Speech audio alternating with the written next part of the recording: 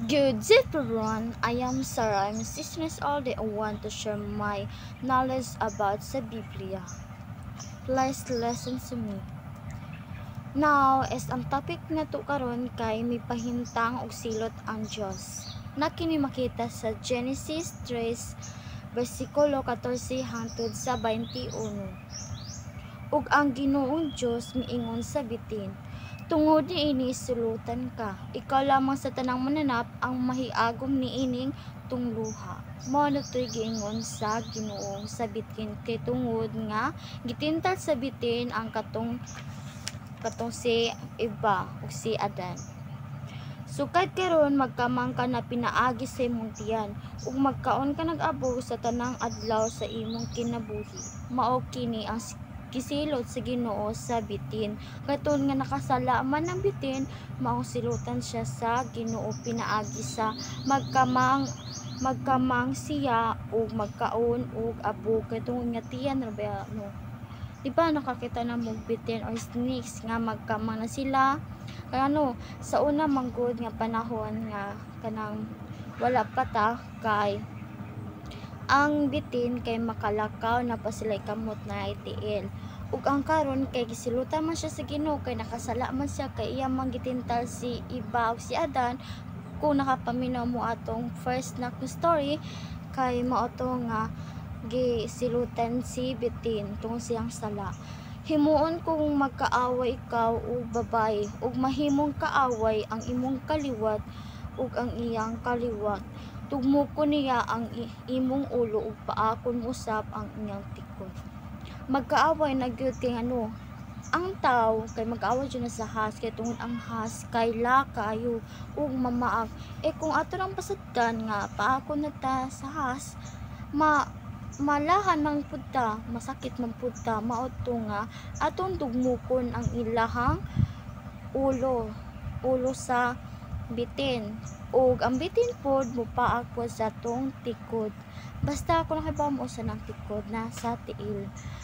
Ug miingon siya sa babaye, dugangan ko ang imong kalistadan inig panamkon mo ug ang kasakit nga imong bation inagpanganak nimo apan bisan pa niini mga duy ka gihapon sa imong bana ug siya maoy mabuot kanimo. Ug nakasala man si Eva kay siya may kinuhan nga natinta sa bitin, nakasala si Eva kay nikaman siya sa prutas nga gibawal sa Ginoo kay tungod sa bitin. Ug mao kini ang gingon sa Ginoo kang Eva nga dugangan niya ang kalistanan ni Eva. Magsakit ang bation sa babae kung mga anak siya, di ba? Kung na buntis din mga anak, masakit ay nagkapanganak sakit kaayo iutong bato lang ko karilata na katungod nga daga punta. Then sa nakarelate na kay kanarang mga buntis nga ng anak, mao to nga maunay silot kanato. Silot sa usa, silot sa tanan kay mga tawo man ta ug kaliwat tang Eva ug Adan. Ug mao to nga masakit ang inyong pagpanganak kay tungod mao kini ang silot sa Ginoo. Kung wala pa napatintal si Eva, dili nga to kasakit kay mura siya og kanang basig kanang kung wala pa nakasala si Eva kay dili sakit ang panganak, but napatintal man si Eva, mao to ang silot sa Ginoo. Ug ang babaye under sa lalaki. Ang lalaki maoy mabuot kaniya mabitaw ang mga pamilya karon nga ang lalaki maoy mabuot sa iyahang asawa kay tungod nga siya maoy kanang hari ba sa kuan balay ba, kay ang babaye kay mag-alaga sa mga anak ug ang lalaki yung kay magtrabaho ug mao to nga under sa lalaki. Una man piban nga under sa siyang asawa. Unya miingon siya sa lalaki, tungod kay nagpadani ka man sa imong sawa ug mikaon sa bunga sa kahoy nga gidiliko kanimo, mahimong tinulo ang yuta tungod sa imong gibuhat. Maghago ka pag-ayo sa tibuok mong kinabuhi, una pa kini mohatag og igong abot alang kanimo. ug nagasala man pud ang lalaki si Adan kay tungod nga napadani man siya sa asawa nga si Eva, kay napatintal man si Eva sa bitin, og si Adan po napatintal po siyang asawa, maong duha sila nga natintal og duha sila nga gisilutan sa Ginoo. Mao kini ang gisilod sa Ginoo kang Adan nga maghago siya pag-ayo, di ba? Nga mag dapat nga na siya mutulo iyahang pawis kitungod nga ang lalaki mo trabaho ng lalaki, mutulo na siya sa iyang pawis, magsingot na kay hago ra bang taba sa laki bugat magtrabaho kay tungod nga kusyan mga lalaki no, kay para nga makakwarta baron or